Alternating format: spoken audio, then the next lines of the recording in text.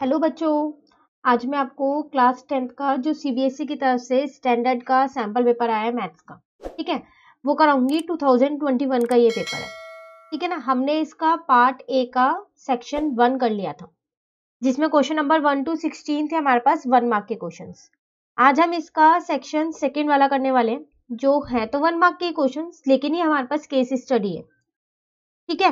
देखो, आप लोगों को पता है ना कि केस स्टडी में आपके पास क्वेश्चन नंबर 17 to 20 आएंगे, जिसमें आपको एक क्वेश्चन में 5 पार्ट्स मिलेंगे। मतलब एक क्वेश्चन केस स्टडी पे बेस्ड 5 क्वेश्चंस होंगे और आपको कोई से भी 4 अटेम्प्ट करने होंगे। जो आपको अच्छे से आते हैं वही 4 आप अटेम्प्ट कीजिएगा, ठीक है। और ज्यादा डिटेल में इनका आंसर नहीं निकालना है, शॉर्ट में निकाल के बस ऑप्शन पे टिक करना है। मतलब कि ऑप्शन आपको अपनी आंसर शीट पे लिखना है, ठीक है। चलिए अब शुरू करते हैं। जैसे यहाँ पर क्वेश्चन नंबर 17 आपके पास है, तो देखो यहाँ पर लिखा है केस स्टडी बेस्ड 1, मतलब ये पहली केस स्टडी है इस सैंपल पेपर की। अगर आप देखो तो यहाँ पर 3 फिगर बन रही है, टॉप व्यू हो गया, फ्रंट व्यू हो गया, इसी का टॉप और फ्रंट व्यू है, ठीक है। एक चीज मैं आपको पहले बताना चाहूंगी कि ना कुछ क्वेश्चन हमारे पास केस स्टडी के ऐसे आएंगे जिसमें पता है हमारे को केस स्टडी वो क्वेश्चन पढ़ने की भी जरूरत नहीं है। जैसे कि एक केस स्टडी ये दे रखी है, इसको रीड किए बिना भी हम कुछ क्वेश्चंस के आंसर्स निकाल सकते हैं। कई बार बच्चे क्या करते हैं, इसको रीड करते हैं और उसी में ही कंफ्यूज हो जाते हैं कि एक्चुअल में ये क्या कह रहा है, उन्हें वही नहीं समझ में आता, तो उसके बाद वो क्वेश्चंस के आंसर भी गलत देते हैं। तो कुछ क्वेश्चंस ऐसे होते हैं जो हम बिना इसको रीड करे भी उनके आंसर निकाल सकते हैं। जैसे कि अगर मैं आपको यहाँ पर एक एग्जाम्पल दूं, आप इसका फर्स्ट क्वेश्चन ही देख लीजिए। आपसे यहाँ पर कह रहा है refer to the top view. बिना टॉप व्यू को देखे मैं इसका आंसर निकाल सकती हूँ। देखो लिखा है यहाँ पर आपके पास, find the mid point of the segment joining the point J and L. आपको 2 पॉइंट्स दे रखे हैं, इनके बीच का मिड पॉइंट आपको निकालना है। तो ये तो आप चैप्टर नंबर 7 का जो मिड पॉइंट फॉर्मूला वो लगाओगे ना। इसके लिए क्या आपको यहाँ पर कुछ देखना पड़ रहा है? नहीं, आपको यहाँ पर जे पॉइंट्स दे रखे हैं 6 और 17, और आई के पॉइंट्स आपको दे रखे हैं 9 और 16। तो मिड पॉइंट होता है x का निकालना हो तो x1 प्लस x2, मतलब 6 प्लस 9 अपॉन में 2। अब y के लिए होता है y1 प्लस y2 अपॉन में 2, ठीक है ना। ये x1 है, ये y1 है, ये x2 है, ये y2 है। इन दोनों को जब मैंने यहाँ पर प्लस किया तो मेरा 15 अपॉन 2 आया, और इन दोनों को जब मैंने यहाँ प्लस किया तो 33 अपॉन 2 आया। तो मेरे पॉइंट्स आ गए x और y के। अब आप इसमें से आंसर देख लो, कौन सा आंसर आपके पास होगा, 15 अपॉन 2 और 33 अपॉन 2, ये रहा। तो देखो बिना केस स्टडी रीड करे मैंने इसका आंसर यहाँ निकाल दिया, ठीक है ना। तो ऐसे कुछ क्वेश्चंस आपको मिलेंगे जो बिना केस स्टडी रीड करे आप उनका आंसर कर सकते हो। तो एक बार आप जब केस स्टडी के क्वेश्चंस करो तो बिल्कुल देख लेना कि कौन से क्वेश्चंस हम बिना केस स्टडी रीड करे कर सकते हैं, ताकि वो जल्दी हो जाए, क्योंकि इसमें आपको कम टाइम लेना है। 1 मार्क के क्वेश्चंस हैं ये से, ठीक है। चलिए अब एक बार रीड कर लें केस स्टडी हमसे ये क्या कह रहा है, फिर आगे के क्वेश्चंस करते हैं। The diagrams show the planes for the sunroom. It was built onto the wall of the house. The 4 walls of a sunroom are square, clean glass panel. The roof is made using 4 clean glass panels, trapezium in shape. देख लो आप, ये trapezium shape के बने हुए हैं, all the same size. ये सारे एक जैसे साइज के, ठीक है। 1 tint glass panel, half a regular octagon. ये रहा वो रेगुलर ऑक्टागन जो हाफ के आपसे बात कर रहे हैं, ठीक है ना। तो आपको इस डायग्राम में क्या दे रखा है कि सनरूम एक उसके बारे में कुछ बता रखा है, ठीक है। उसके बाद इन्होंने क्या किया, देखो यहाँ पर ये टॉप व्यू और फ्रंट व्यू बना दिया, जिसके कुछ पॉइंट्स दे दिए। अगर आप ध्यान से देखो ना तो इसके पीछे ग्राफ पेपर बना हुआ है। तो अगर मैं इसको यहाँ पर लाइन ड्रॉ कर दूं तो मेरे पास ये एक्स एक्सिस और वाई एक्सिस बन जाएगा। इन्होंने ये दे भी रखा है एक्स और वाई यहाँ पर, ठीक है। तो आपको अगर ये केस स्टडी यहाँ तक में पेपर में अगर ऐसी कोई केस स्टडी आई कि आपको नहीं पता चल पा रहा कि क्या है, तो कोई बात नहीं, आप सिर्फ फिगर को देखिए, इसी से आप क्वेश्चंस के आंसर्स को निकाल सकते हो, ठीक है। देखो जैसे मैं आपको सेकंड पार्ट दिखाती हूँ, इसका क्या है, कह रहा है refer to the top view, the distance of a point P from the Y axis. Y axis से पॉइंट P का डिस्टेंस बताना है। टॉप व्यू में नहीं है, ये फ्रंट व्यू में है, ये बाय मिस्टेक टॉप व्यू लिखा हुआ है, ठीक है, क्योंकि P पॉइंट आपका फ्रंट व्यू में है। तो वाई एक्सिस से बताना है। तो अगर आप काउंट करोगे ना, तो चलिए काउंट करते हैं, 1 2 3 4। तो कितना आ रहा है, देखो 4। ये लाइन आप ड्रॉ करना ठीक से, ठीक है। आप पेपर देखिएगा तो इसको जूम करके देखोगे तो यहाँ पर 4 पॉइंट्स पे है ये। तो इसका आंसर आ गया 4। ठीक है ना। उसके बाद आपसे कह रहा है the distance between the point A and S, A और एस के बीच का डिस्टेंस बताओ। तो देखो अगर मैं अपनी फिगर में देखूं तो ए पॉइंट मेरा यहाँ पर है और एस पॉइंट मेरा यहाँ पर है, इनके बीच का डिस्टेंस बताना है। एक तरीका तो ये है कि मैं दोनों के कोऑर्डिनेट्स लिख लूं, ए के भी और एस के भी, और उसके बाद डिस्टेंस फॉर्मूला लगा के मैं डिस्टेंस निकाल सकती हूँ। ठीक है, या फिर आप ऐसा भी कर सकते हो ना, देखो 1 2 3 4 5 6 7 8 9 10 11 12 13 14 15 16, तो इनके बीच में 16 का डिस्टेंस है ना, तो आप डायरेक्ट आंसर भी यहाँ लिख सकते हो 16, ये आपका आंसर आ गया। वरना आप इसको ए के कोऑर्डिनेट्स आप निकाल लो जो कि आपके पास 1 और 8 आएंगे, ठीक है, और एस के निकाल लो तो आपके पास 17 और 8 आएंगे। अभी कोऑर्डिनेट्स मैंने कैसे निकाले हैं वो भी मैं आपको बता देती हूँ। देखो यहाँ पर है ए, तो एक्स एक्सिस तो इतना ही होगा, तो 1 आ गया, और 8 यहाँ से काउंट करो, 1 2 3 4 5 6 7 8, ऐसी एस के यहाँ तक काउंट कर लो। देखो मैंने यहाँ से यहाँ तक काउंट किया अभी, तो 16 आया, और एक और ऐड कर दिया तो 17, तो एक्स हो गया।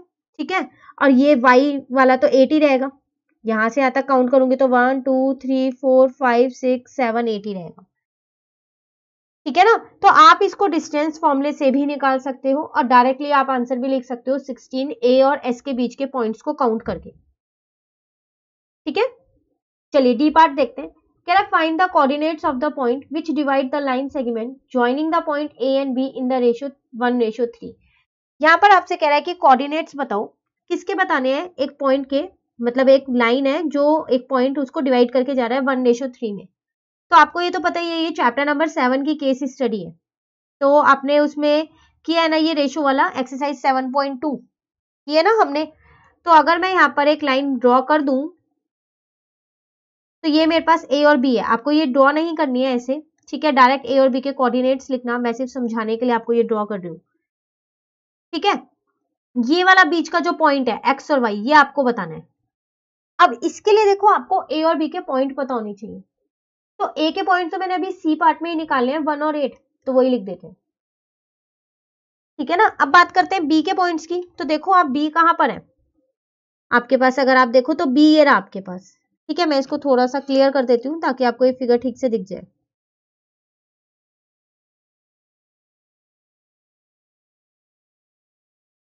ठीक है, देखो ये है आपके पास बी पॉइंट।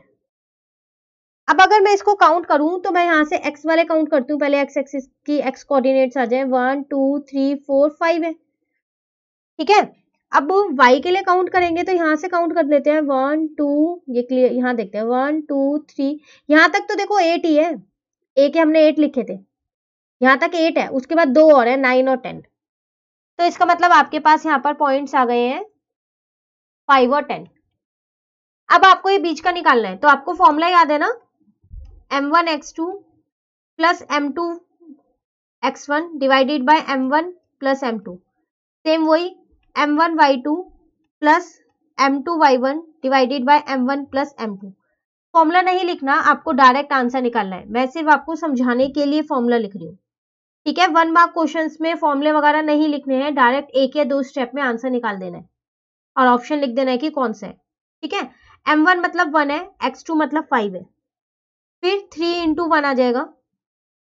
ठीक है, क्योंकि m2 मेरा 3 है और यहाँ पर 1 प्लस 3 आ जाएगा। उसी तरीके से अगर मैं यहाँ देखूं तो 10 इंटू 1 प्लस 3 इंटू 8 आ जाएगा और यहाँ पर 1 प्लस 3 आ जाएगा, तो 6 प्लस 3 अपॉन में 4, तो ये आपके पास यहाँ पर आ गया। अच्छा 5 1 जा 5 आएगा यहाँ पर, 1 मिनट,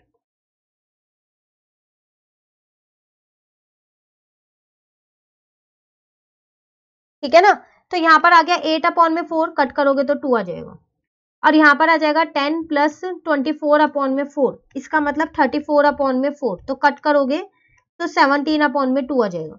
अब अगर आप देखो कि 2 और 17 अपॉन में 2 तो शायद से कहीं पर भी नहीं है। ठीक है, तो हम क्या करते हैं, इसको डिवाइड कर लेते हैं, डिवाइड करने के बाद आपका यहाँ पर आएगा 8.5, तो 2 और 8.5 है। ठीक है ना, ई पार्ट में आपसे कह रहा है if a point X Y is equidistant from Q and S, then आपको पॉइंट निकालना है, इसका रिलेशन बताना है एक्स और क्यू और एस के बीच में। तो देखो ये भी, इसके लिए भी आपको पीछे की फिगर देखने की कोई जरूरत नहीं है, आप बिना केस स्टडी रीड करे भी इस क्वेश्चन को कर सकते हो, ना। चलिए देखते हैं हम इसको कैसे करने वाले। तो इक्वी डिस्टेंस पे है, इसका मतलब अगर मैं एक यहाँ पर लाइन ड्रॉ कर लूं, जिसको मैं यहाँ नाम दे दूं Q9 और 8, ठीक है, और यहाँ पर नाम दे दूं S17 और 8, ठीक है। यहाँ पर हम P ले लेते हैं, X और Y। अब ये इक्वी डिस्टेंस पे है तो इसका मतलब PQ is equal to PS होगा। स्क्वायरिंग बोथ साइड कर देती हूँ ताकि फॉर्मूले में से रूट हटा सकूं, क्योंकि अब मैं डिस्टेंस फॉर्मूला इसके अंदर लगाने वाली हूँ, है ना। तो PQ में डिस्टेंस फॉर्मूला लगाऊंगी तो क्या होता है, x2 माइनस x1 का whole square plus y2 minus y1 का होल स्क्वायर, और उस पूरे का अंडर रूट। तो रूट से रूट अब कट जाएगा, क्योंकि यहाँ भी स्क्वायर हो चुका है, यहाँ भी स्क्वायर हो चुका है, ठीक है। तो चलिए अब यहाँ लिखते हैं हम x2 माइनस x1 का whole square plus y2 minus y1 का होल स्क्वायर। सेम वही x2 माइनस x1 का whole square plus y2 minus y1 का होल स्क्वायर। देखो कई बच्चे होते हैं कि ना इसको भी खोलेंगे a माइनस बी के होल स्क्वायर से और इसको भी खोलते हैं, गलत। ये दोनों तो सेम सेम है, कट कर दो पहले ही। कैलकुलेशन जितनी छोटी हो सकती है उतनी छोटी कैलकुलेशन आपको करनी है, ठीक है। अब आप पे बचा x माइनस 9 का होल स्क्वायर और यहाँ पर आप पे बचा x माइनस 17 का होल स्क्वायर। अब आप इसमें a माइनस बी का होल स्क्वायर लगाओगे, a square plus B square plus 2ab, और ओपन करके आपका आंसर आ जाएगा, ठीक है। तो आपका आंसर ये आएगा। आपको कोई से भी 4 पार्ट इसमें करने, A B C D E में से जो अच्छे से आते हैं और जो जल्दी हो सके, ठीक है। तो इसका E आंसर है, आप सॉल्व करके जरूर देखिएगा कि E आपका आ रहा है या नहीं आ रहा है, फोर्थ वाला जो आंसर आ रहा है नहीं आ रहा, ठीक है ना। चलिए बढ़ते हैं नेक्स्ट केस स्टडी पर। देखो यहाँ पर लिखा है case study 2, scale factor and similarity. Similarity से आप समझ रहे हो कि ये चैप्टर नंबर 6 के क्वेश्चंस होंगे, क्योंकि सिमिलरिटी हमने उसी में देखी है, ठीक है। चलो पहले हम वही देखते हैं कि हम बिना केस स्टडी को रीड करे कितने क्वेश्चंस को कर सकते हैं, ठीक है ना। देखो अगर आप यहाँ पर देखो फर्स्ट क्वेश्चन जो ये आपके पास है 18 का, इसमें कह रहा है A model of a boat is made on the scale of 1:4. The model is 120 centimeter long. The full size of the boat has a width of 60 centimeter. What is the width of the scale model? देखो आपको यहाँ पर दो चीजें दे रखी हैं, ये मतलब एक्चुअल है और ये मॉडल है उसका, ठीक है। इनकी रेशियो दे रखी है, मॉडल 1 और जो एक्चुअल है वो 4, इसका मतलब ये 4 है, ये 1 है। फिर अब आपको मॉडल बता रखा है कि 120 सेंटीमीटर लॉन्ग है, ठीक है, और the full size of the boat has a width, इसकी विड्थ दे रखी है आपको। अब आपको इसकी विड्थ आपको निकालनी है मॉडल की, ठीक है ना। तो अब आप मॉडल की विड्थ निकालोगे कैसे, देखो जब यहाँ पर दोनों की ये रेशो दे रखी है तो इसकी हर एक चीज 1:4 में होगी, नहीं होगी। तो चलिए देखते हैं हम इसको कैसे निकालने वाले हैं। देखो पहले मैं यहाँ पर लिख लेती हूँ कि ये 4:1 है। तो अब मुझको इसकी एक्चुअल वाले की विड्थ दे रखी है 60, अब मुझे मॉडल की निकालनी है। तो क्या लिखूं, इसको 60 को 4 से डिवाइड कर देती हूँ, है ना। डिवाइड करने पे मेरा 15 आएगा, तो इसका मतलब यहाँ पर 15 आएगी, तभी तो इसे कट करके 4:1 आ पाएगी, ठीक है। तो इसका मतलब इसका डायरेक्ट आंसर आ गया यहाँ पर 15। तो देखो 30 सेकेंड्स भी इसको सॉल्व करने में नहीं लगे होंगे, लेकिन आपको ये पता होना चाहिए कि जब किसी भी मॉडल और एक्चुअल की जो स्केल दिया होता है वो हर एक चीज के लिए होता है, उनके साइज हो विड्थ हो सबके लिए सेम स्केल होता है, ठीक है। तो अभी मैंने आपको ये केस स्टडी रीड नहीं करवाई है, तो मैं आपको पहले वो बता दूं बिना केस स्टडी रीड करे आप कौन कौन से क्वेश्चंस को कर सकते हो, ठीक है ना। अब देखो बी पार्ट नहीं कर सकते, ये हम केस स्टडी रीड करके ही कर पाएंगे। सी पार्ट में हमसे कह रहे हैं if two similar triangles have a scale factor of a and a:b, which statement regarding the two triangle is true. आपसे कह रहा है कि अगर जो ये दो सिमिलर ट्रायंगल्स जैसे आपको दे रखे हैं उनका स्केल फैक्टर a:b दे रखा है, अब बताओ कि इनमें से कौन सी स्टेटमेंट ट्रू है। तो देखो जितना स्केल फैक्टर होता है ना हमारा, उतना ही हमारा क्या होता है, पेरीमीटर होता है, उतना ही हमारा एल्टीट्यूड होता है, उतना ही हमारा मीडियन होता है उन दोनों ट्रायंगल्स का, उसी रेशो में, और उसी रेशो में हमारे एंगल बाइसेक्टर होते हैं, सब चीज सेम होती है। a:b में ही मिलेंगी सब चीजें आपको, पेरीमीटर भी, एल्टीट्यूड भी, मीडियन भी और एंगल बाइसेक्टर भी। तो अब आप देख लो यहाँ पर दोनों में सेम कौन सा है, देखो पेरीमीटर तो अलग अलग है, 3a:b है, एल्टीट्यूड a:b है, सही है, मीडियन भी गलत है, a/2 रेशो भी है, एंगल बाइसेक्टर भी उस रेशो में नहीं है। इसका मतलब इसका आंसर क्या है, सेकेंड वाला है। तो देखो बिना केस स्टडी रीड करे हमने एक और क्वेश्चन कर लिया है, ठीक है।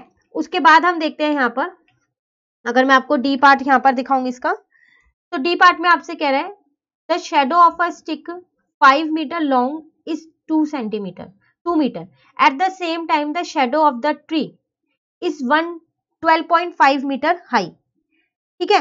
इसमें आपसे यहाँ पर क्या कह रहा है, देखो ये कह रहा है the shadow of a stick, ठीक है ना। आपको शेडो दे रखी है स्टिक की, कितनी दे रखी है, ये आपके पास स्टिक है और ये आपके पास ट्री है, इसकी शेडो दे रखी है, ये अगर आपके पास 2 है, ठीक है, और स्टिक आप पे 5 है। At the same time the shadow of the tree, shadow दे रखी है ट्री की 12.5 मीटर हाई है, ट्री दे रखा है मुझे, उसकी शेडो मुझे निकालनी है। स्टिक की शेडो और क्या कहते हैं यहाँ पर उसकी हाइट, दोनों चीज दे रखी है, बट ट्री की सिर्फ हाइट दे रखी है, शेडो निकालनी है। इसको मैं एक्स मान लेती हूँ, ठीक है। अब ये दोनों तो मेरे सिमिलर ट्राइंगल्स है ना, तो इसका मतलब ये तो इक्वल होगा ना इनकी, तो 12.5 अपॉन में x इज इक्वल्स टू, ये मैंने ट्री की हाइट ली, तो यहाँ भी ट्री की इसकी स्टिक की हाइट लूंगी और यहाँ पर क्या लूंगी, शेडो, बस क्रॉस मल्टीप्लाई करो और आपका आंसर आ जाएगा। तो 12.5 इंटू में 2 इज इक्वल्स टू 5x, यहाँ से आपने x निकाल दिया। 12.5 इंटू में 2 डिवाइडेड बाय 5, इस पॉइंट को हटाया, यहाँ पर 50 हो गया, इसको आप इससे कट कर दो 25 से, ठीक है। अब इसको इससे कट कर दो, यहाँ पर 5 आ जाएगा, तो आपका कितना आ गया, 5 मीटर आंसर आ गया। बिना केस स्टडी रीड किए हमने एक और क्वेश्चन यहाँ पर कर लिया है, ठीक है। ऐसा नहीं है मैं आपको केस स्टडी रीड नहीं कराऊंगी, बिल्कुल कराऊंगी, अभी बी पार्ट हमारा रह रहा है इससे। मैं सिर्फ आपको ये बताना चाहती हूँ कि कई बार ऐसा होता है बच्चों को केस स्टडी रीड करने के बाद कुछ भी समझ नहीं आता, जैसा कि वो ऊपर ही देखते हैं स्केल फैक्टर एंड सिमिलैरिटी, वो पहले ही सोच लेते हैं कि ये टॉपिक हमें नहीं आता, चलो छोड़ दो। तो बिल्कुल मत छोड़िएगा क्वेश्चंस को, आप क्वेश्चंस देखिएगा, बिना केस स्टडी के भी हो जाएंगे, ठीक है। देखो ई वाला और देखते हैं, चलो। कह रहा है यहाँ पर below you see a students mathematical model of a farm house roof with measurements, the attic floor A B C D is a model. ये रहा, देखो ध्यान से देखो यहाँ पर ए बी सी डी, अगर आपके पास ये फोन में है क्वेश्चन पेपर तो आप जूम करके देखिएगा इसको, ए बी सी डी आपको यहाँ दिखेगा, ठीक है। ये स्क्वायर शेप का है। The beam that support the roof are the edges of a rectangular prism, जो ये बीम है ये बन रहे हैं ई एफ जी और एम, ठीक है, E F G H K L M, ये पूरी जो है, ठीक है ना। E is the mid point of A T, कह रहा है ए टी का मिड पॉइंट है ये E, F is the mid of the B T, F भी मिड पॉइंट है, G is the mid of C T and H is the mid of D T. All the edges of a pyramid in a model have equal length, कह रहा है सबकी length equal है, ठीक है। Finally हमें find क्या करना है फिर, what is the length of E F, E F अगर हम देखें कहां पर लिखा हुआ है ई एफ, ये रहा, where E F is one of the horizontal edge of the block, कह रहा है ई एफ जो एक हॉरिजॉन्टल एज है इस ब्लॉक की, तो आप मुझे लेंथ ऑफ ई एफ बताओ। तो देखो अगर आप सिर्फ इस वाले ट्रायंगल को देखो जिसको मैं हाईलाइट कर रही हूं इस टाइम पे, सिर्फ इसको देखो, मैं साइड में इसको बना भी देती हूँ,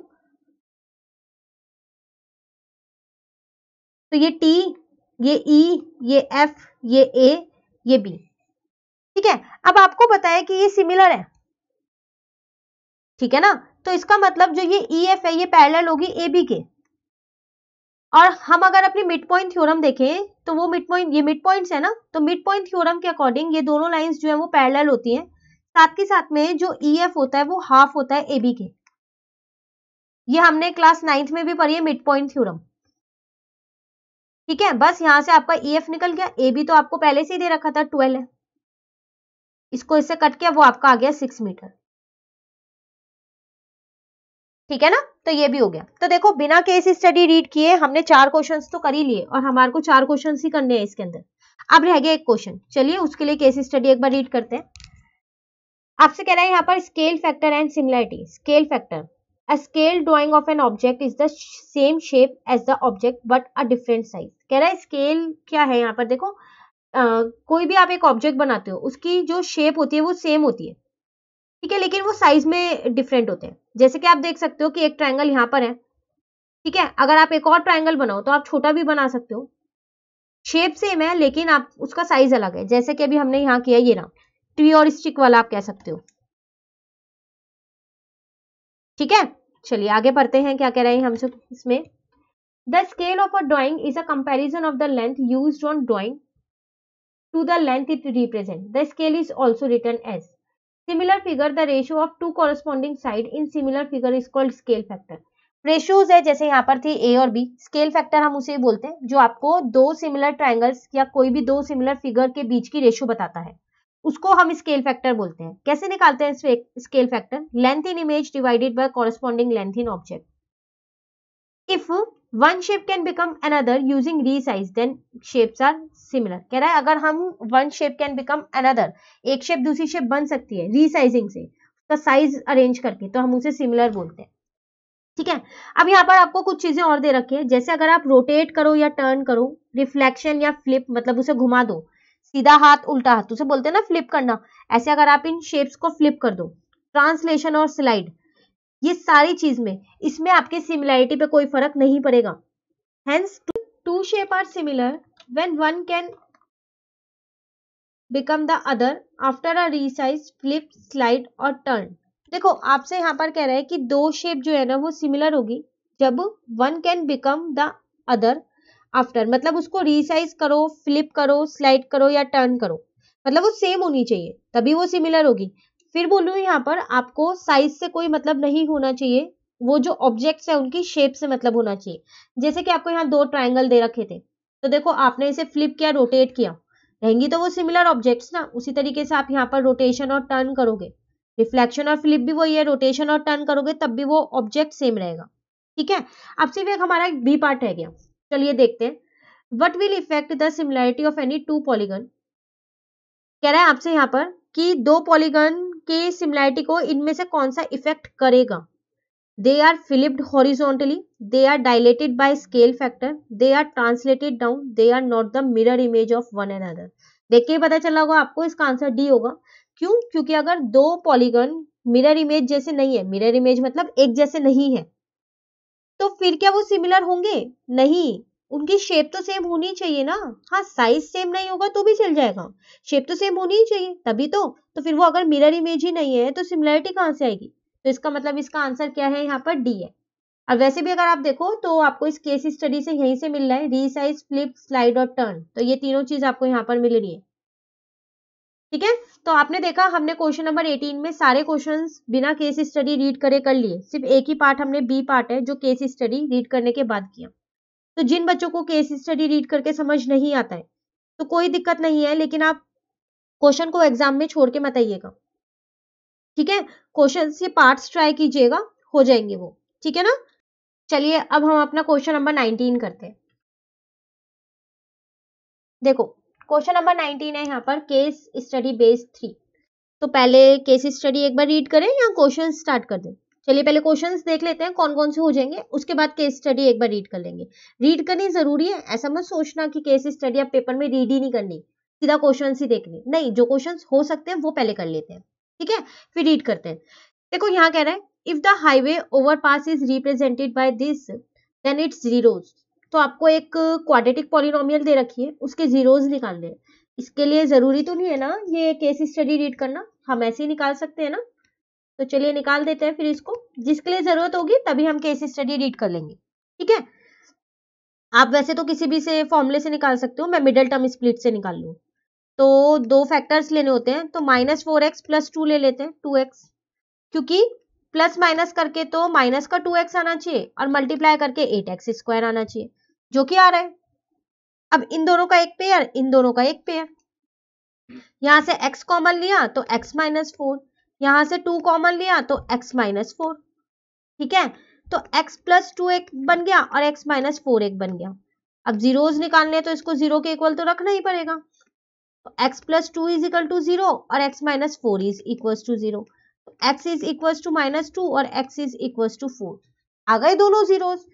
कहां पर है ये दोनों जीरोज? ये है सेकंड पार्ट में। ठीक है, सेकंड वाला देखते हैं। The highway overpass is represented graphically, zeros of the polynomial can be expressed graphically. Number of zeros of polynomial is equal to the number of point where the graph of a polynomial अब आपको ये case study read करनी पड़ेगी, है ना। मैं आपको पहले क्वेश्चन की हिंदी बता दूं। आपसे कह रहा है जो हाईवे ओवर पास है ना, ये ग्राफिकली हम इसको रिप्रेजेंट कर दें, ठीक है, ये रहा, ये रहा, ठीक है। अब कह रहे हैं इसके जो जीरोस है पॉलिनोमियल्स के, वो भी ग्राफिकली हम एक्सप्रेस करेंगे। आपने एक्सरसाइज 2.1 की है, जिसमें ऐसे ग्राफ्स बने हुए हैं। जैसे अगर मैं ये बना दूं, तो आप यहाँ पर देखते हो कि कितने पे टच हो रहा है, ये एक्स एक्सिस पर उतने जीरोस होते हैं। 2 पे हो रहा है तो 2 पे, 3 पे होता है तो 3, है ना। अब कह रहे हैं number of zeros of polynomial is equal to the number of point where the graph of polynomial. कह रहा है उतने ही जीरो होंगे जितना वो जो पॉइंट है ग्राफ का कहां पर टच करेगा, इंटरसेक्ट कहां करेगा, एक्स एक्सिस पर, वाई एक्सिस पर, या एक्स और वाई पर, या नन ऑफ द अबव पे। तो वो बताना है कहां पर करेगा। तो चलिए एक बार देख लेते हैं। Application of parabola, highway overpass, underpass. A highway underpass is parabolic in shape. दिख रहा है आपको ये पैराबोलिक इन शेप, इनको पैराबोला शेप बोलते हैं। ये आपकी बुक में भी बनी हुई है दोनों शेप्स, ऐसे और ऐसे, चैप्टर नंबर 2 में, ठीक है। उसके बाद कह रहे हैं a parabola is a graph that result from px is equals to ax square plus bx plus c। इसी से ही मेरा b का आंसर निकल जाएगा। कैसे? px आपको जो पॉलिनोमियल दे रखा है वो x के लिए दे रखा है, तो जीरोस कैसे निकलेंगे, जब वो x एक्सिस पर इंटरसेक्ट करेगा। तो इससे ही आगे मेरा आंसर, तो ठीक है। Parabola are systematic about a vertical line known as axis of symmetry. The axis of symmetry run through the maximum or minimum point of the parabola which is called. देखो आपको यहाँ पर ये पूरा एक्सिस ऑफ सिमेट्री बता रखा है, इसका वैसे कोई यूज नहीं है इस केस स्टडी में। ये आपको अंडर पास और ओवर पास आपको दे रखा है। मेन आपको ये याद रखना है कि जो ये शेप्स होती है ना, ये पैराबोला शेप होती है। और आपको यहाँ पर देखना है कि ये फंक्शन किसका दे रखा है, एक्स का दे रखा है। तो आंसर यहाँ पर आगे इंटरसेक्ट एक्स एक्सिस, ठीक है। चलिए आगे देखते हैं सी पार्ट, क्या उसमें इसकी जरूरत है। कह रहा है graph of a quadratic polynomial is, ये तो अभी किया है हमने पैराबोला, ये तो फिर अब जल्दी से लगा ही देंगे कि ये पैराबोला शेप का होता है, हमेशा ऐसे वाले पैराबोला शेप के होते हैं, ठीक है ना। उसके बाद कह रहा है the representation of highway underpass whose 1 0 is 6 and the sum of the zeros is 0 is. कह रहा है अगर मैं इस अंडरपास वाले जो ये हाईवे है इनको मैं रिप्रेजेंट करूं, ग्राफिक मतलब इक्वेशन बनाए इसकी, तो उसके 1 0 आपको दे रखा है, 1 0 मतलब आपको अल्फा दे रखा है, मान लेते हैं। और कह रहे हैं सम ऑफ द जीरोस भी दे रखा है, मतलब अल्फा प्लस बीटा भी दे रखा है, ठीक है। तो अगर मेरे को क्वाड्रेटिक पॉलिनोमियल अपनी बनानी हो तो मैं कैसे बनाने वाली हूँ इसको, यही तो करने वाले हैं हम, x square minus x alpha plus beta plus alpha beta. तो अल्फा प्लस बीटा तो मुझे 0 पता है, चलिए अल्फा बीटा और निकाल लेते हैं, लेकिन उसके लिए बीटा भी तो पता होना चाहिए। मैं बीटा यहां से निकाल लेती हूँ अल्फा की वैल्यू रख के, बीटा आ गया -6, बस पुट कर दो, ठीक है ना। तो ये कितना आ गया, लो आपका आंसर आ गया। केस स्टडी ये वाला दोबारा रीड करने की जरूरत ही नहीं पड़ी, ठीक है। लास्ट देखते हैं, चलो। ई में आपसे कह रहा है the number of zeros that polynomial F X is equals to X minus 2 का whole square plus 4 can have. कह रहे हैं अगर आपके पास एक ये पॉलिनोमियल है तो बताओ इसके नंबर ऑफ जीरोस कितने होंगे। तो देखो अगर आप इसको सॉल्व करोगे ना, वैसे आपको इसको सॉल्व करने की जरूरत नहीं है, लेकिन अगर आप इसे सॉल्व करोगे तो ये कुछ आएगा ना, एक्स स्क्वायर ए माइनस बी का होल स्क्वायर लगाओगे ना इसमें आप आइडेंटिटी, तो एक्स स्क्वायर ही आएगा, और ये कट भी नहीं हो रहा, तो एक्स की पावर कितनी है 2। इसका मतलब ये क्वाड्रेटिक पॉलिनोमियल है, और क्वाड्रेटिक पॉलिनोमियल के जीरोस कितने होते हैं, 2 होते हैं। तो इसका आंसर आ गया यहाँ पर 2, ठीक है। तो 19 नंबर का क्वेश्चन कंप्लीट होता है, केस स्टडी जो आपके पास थर्ड थी। चलिए लास्ट देख लेते हैं, फोर्थ वाली। और ये तो छोटी सी है, क्वेश्चन रीड कर ही लेते हैं। 100 meter race, a stopwatch was used to find the time taken. It took a group of students to run 100 meter. एक स्टॉप वॉच आपने लगा रखी है, ठीक है। उससे आप क्या देख रहे हो कि अगर 100 स्टूडेंट रेस में उन्होंने, या तो वो मतलब उन्होंने रेस में पार्टिसिपेट किया या फिर वो भाग रहे हैं, तो वो कितना टाइम लेंगे, ठीक है। वो इसके लिए आपने एक स्टॉप वॉच लगा रखी है। एक टेबल यहाँ आपको दे रखी है, आप इसको देख के बता सकते हो ये कौन से चैप्टर का केस स्टडी है। चैप्टर नंबर 14 का है, स्टैटिस्टिक का। आसानी होने वाला है क्योंकि चैप्टर नंबर 14 तो बहुत आसान है हमारे पास। देखो सबसे पहले आपसे कह रहे हैं estimate the mean taken by the student to finish the race. कह रहा है मीन बताओ, एस्टिमेट करना है मतलब कि टेकन बाय द स्टूडेंट, कितना टाइम वो ले रहे हैं टू फिनिश द रेस में। अब देखो मीन निकालने के तो कई सारे तरीके, तो आप क्या करो यहाँ पर सबसे आसान वाला तरीका लगा दो, डायरेक्ट वाला लगा देते। टाइम हमको यहाँ पर दे रखा है, टेबल तो बनानी ही बनानी पड़ेगी तभी मीन निकल पाएगा।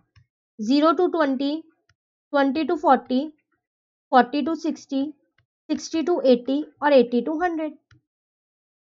ठीक है, नंबर ऑफ स्टूडेंट मतलब मुझे फ्रीक्वेंसी दे रखी है, ठीक है ना। तो 8, 10, 13, 6 और 3। तो x निकालती हूँ पहले, इसकी मिडल वैल्यू जो होती है, तो कैसे निकालते हैं, up lower plus upper divided by 2, तो 20 डिवाइडेड बाय 2 10 आ जाएगी। अब मैंने आपको ये बताया था जब हमने इस चैप्टर की वर्कशीट्स की थी कि अगर इनके बीच का गैप इक्वल है, सब में जैसे आप देख रहे हो 20 20 का है, तो आप इस x में भी 20 20 प्लस करके लिखते रहो, है ना। तो 10, 30, 50, 70 और 90 बार बार निकालने की जरूरत नहीं पड़ेगी, बस fx निकाल दो। 80, 300, 650, 420, 270।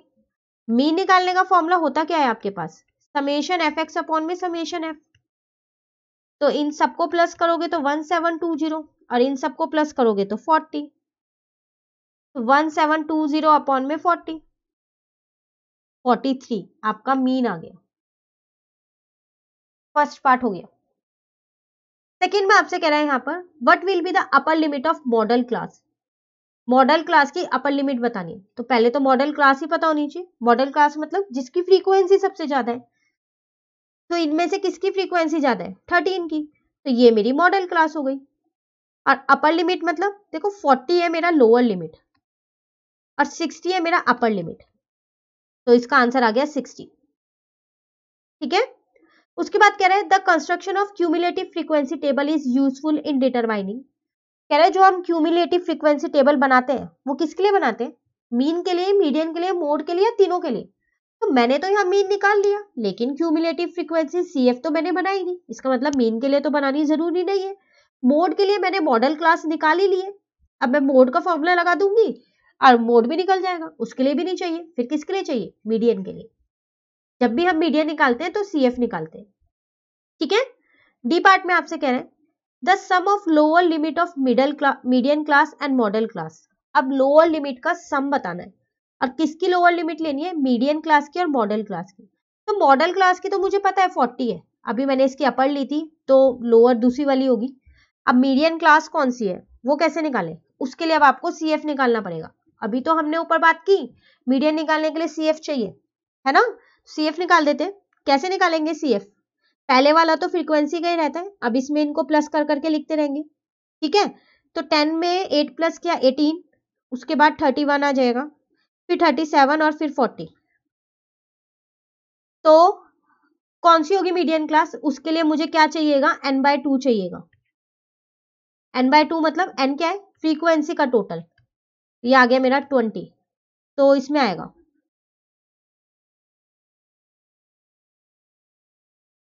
है ना यही। तो लोअर लिमिट क्या है इसकी, इसकी भी 40 है, तो 40 प्लस 40 कितना आ गया, 80। ठीक है, ई पार्ट देखते हैं, how many student finish the race within 1 minute. आपके वैसे 4 पार्ट्स हो चुके हैं जो आपको क्वेश्चन में करने हैं, कोई से भी 4 जो आपको अच्छे से आते हैं वही 4 आप कीजिएगा। ठीक है ना, यहाँ आपसे कह रहा है how many student finish the race in within 1 minute, 1 minute में कितने स्टूडेंट रेस को फिनिश कर लेंगे। तो देखो यहाँ पर आपको जो ये टाइम दे रखा है ना, ये सेकंड में दे रखा है, और यहाँ आपसे मिनट के लिए पूछ रहा है, तो फिर 1 मिनट में तो 60 सेकेंड्स होते हैं ना, तो देख लेते हैं 60 सेकेंड में कितने बच्चों ने किया है। तो यहाँ तक, क्योंकि यहाँ तो ये 16 से आगे का हो गया और 60 भी इसमें इंक्लूड हो जाएगा, तो कितने बच्चे हैं, 8 + 10 + 13। ठीक है, और जब आप इन्हें प्लस करने वाले हो तो आपका आएगा 31। इसका मतलब 31 बच्चे ऐसे हैं जो 1 मिनट के अंदर अंदर रेस को फिनिश कर लेंगे। ठीक है, तो ये था आपके पास क्वेश्चन नंबर 20। तो चारों केस स्टडी वाले क्वेश्चन हमारे हो गए हैं। अब इसके बाद हम करने वाले हैं पार्ट बी, 2 मार्क्स, 3 मार्क्स और 5 मार्क्स वाला, वो हम अपनी नेक्स्ट वीडियो में करेंगे। ठीक है, तो अगर आपको ये वीडियो अच्छी लगी तो आप इसे लाइक जरूर कीजिएगा और मेरे चैनल को सब्सक्राइब कीजिएगा। Thank you.